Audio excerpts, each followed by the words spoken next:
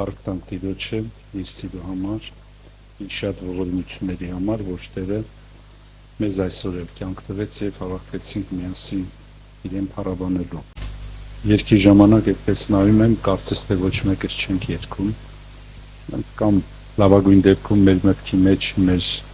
մեզ համար նույնիսկ լսելի հազիվ կամ նույնիսկ անլսելի մրմնջում ենք։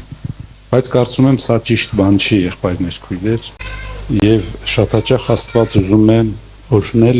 երգի ժամանակ մեզ։ Այսինքն ոչ թե միայն մուրադ եղբոր երգի ժամանակ, երբ որ մենք իրան ձայնակցում ենք, բարձրանում ենք, երգում ենք այդ ժամանակ։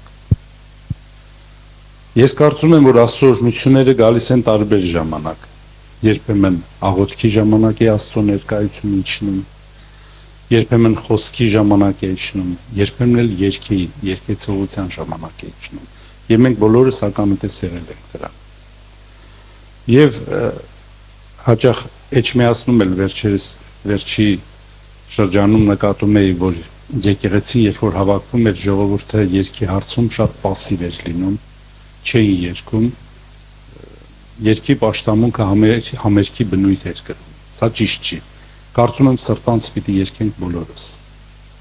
Սրտանց, մեր ձայնը պիտի բարձրացնենք եւ ամբողջ եկեղեցին պիտի մեկ ձայնով բարձր միանա երգչին եւ փառաբանեն։ Փառաբանությունը բարձրանա մեր հոգիներից, մեր սրտերից։ Տարիներ առաջ մեր երեխաները, որ փոքր էին, հավաքում էինք մենք վերև մեր սենյակում եւ սկսում էին երգարանը վերցնել եւ բարձրաձայն երգել ամբողջ ընտանիքով եւ Աստծո օրհնությունը իջնում էր։ Եկեղեցին էլ այն ժամանակ, որ հավաքվում էր, երաժշտական գործիքներ չկային շատ տարիներ առաջ, կոմունիստների շրջանում, Վարամ եղբայրը շատ լավ կհիշի այդ շրջանը, շատերը մեր հին հոգիներից, գործիքներ չկար, երաժշտություն չկար, երգեցողությունը ժողովրդի շուրթերի վրա էր, ժողովրդի սրտի մեջ էր, ժողովրդի հոգու մեջ էր եւ երգը բարձրանում էր, ամբողջ եկեղեցին երգում էր Հիսուսին, փառաբանում եւ օրհնում էր։ Եվ օրհնությունը հենց այդ ժամանակ իջնում էր։ Կարծում եմ, այս հարցում մենք վերանայենք որոշ բաներ, մեր սրտերը ուղենք Աստծուն, անկախ նրանից երաժշտություն կա թե չկա, երգող կա անհատ թե չէ,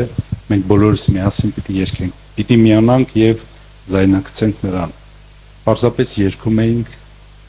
եւ փառաբանում էինք Աստծուն, 2-3 ժամ այդ երգի ժամանակ երգից հետո աղոթք գնաց եւ Աստծո օրհնությունը ու ներկայությունը իջավ եւ երգի պաշտամունք էր, այսինքն մեր հոգիները երկրպագում էր Աստծուն։ Երբեմն մենք խոսում ենք պաշտամունքի մասին, երկրպագության մասին, մեր եղբայրը խոսեց գոհության ու շնորհակալության մասին, ասբորոտների մասին, որ նրանք եկան Աստծուն էին առնելու բան, բայց նրանցից ընդամենը մեկի սրտում կար գոհություն, մեկի սրտում կար երկրպագություն, շնորհակալության խորը զգացում այդ մի հոգու սրտի մեջ կար եւ նա եկավ եւ իր սիրտը բացեց, ծունկ ծռեց Հիսուսի առաջ, գոհությունը, շնորհակալությունը հայտնեց, մատուցեց իր գոհությունը եւ սա հաճելի եղավ Հիսուսին։ Տերը նկատեց, Տերը տեսավ, Տերը շեշտեց դա եւ ասեց էլ մեկը չկա, միայն այս սամարացին եկավ երկրպագելու, գոհություն, շնորհակալություն հայտնելու։ Երբ որ երգում ենք, մեր հոգին էլ բացվում է, երբեմն տրտմած են, երբեմն հոգնած ու սահատված հոգսերի խնդիրների մեջ, բայց երբ որ սկսում ես երգել, հոգիդ սկսում է հաղորդ լինել Աստծո հետ։ Փառք Աստծո, եղբայրներ, քույրեր, սա շատ կարեւոր է։ Մենք վերանայենք մեր վիճակները այս առումով, երգեցողության առումով, եւ լավ կլինի, որ ժողովների ժամանակ մենք շատ երգենք, նույնիսկ կարծում եմ տաննել։ Մենք դիսկերով երգեր ենք լսում, բայց մեր հոգին չի երգում։ Լավ կլինի մենք էլ ձայնակցենք երգենք։ Մեր սիրտը, մեր հոգին երգի։